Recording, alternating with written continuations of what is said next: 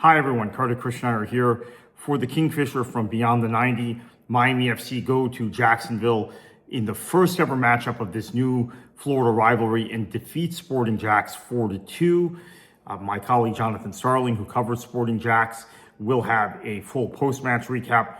I'm doing a quick video tonight because I actually have a very early wake-up call tomorrow morning. I'm going to the west coast of Florida to do a symposium about my book on the American Revolution that I published last year. So an opportunity that's being afforded to me, hosted by the PBS station at Florida Gulf Coast University, WGCU. So early wake-up call. I've got to get out the door by about 7 a.m. So I just want to do a quick video summarizing a good victory for Miami FC, somewhat of an odd match, right? A chippy match. So it felt like right away you were beginning to get the sense of a rivalry, although these were two teams that both had played two matches without a win. So felt like both sides probably needed a result tonight.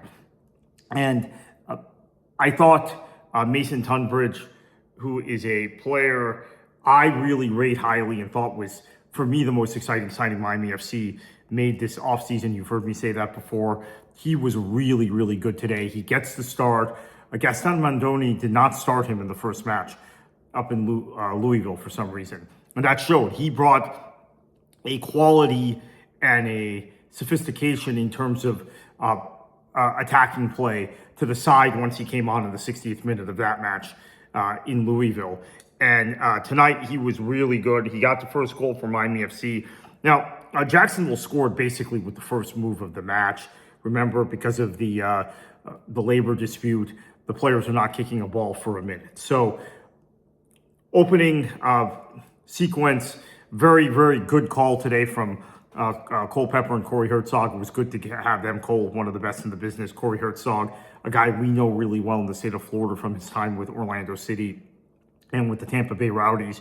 Good call from them. And they were dissecting sort of the movement of and I think the up and downs of the two right-sided defenders for Sporting Jacks, Harvey Neville, who I've been pretty critical of in the past. I've seen a lot of him at his many stops, the son of the great Phil Neville, and also Antonio Gomez. Both were really poor defensively, but Neville helped make that first goal and helped create several other opportunities for Jacksonville in the first half.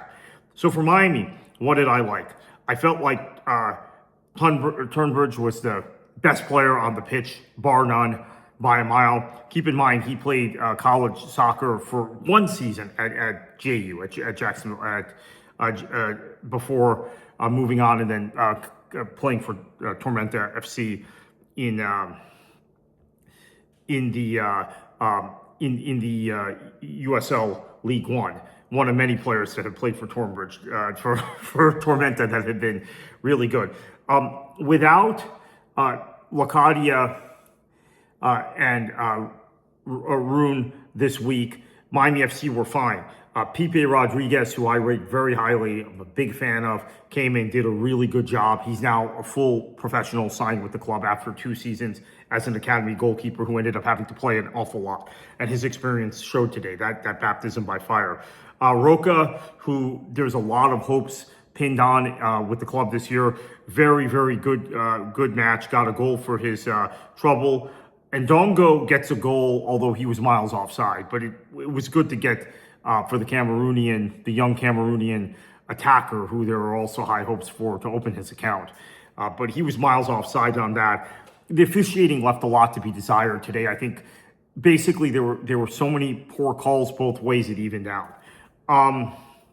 Who else did I like? I think Ndai was fairly good today. Misplaced some passes, but his movement was good. His runs were good.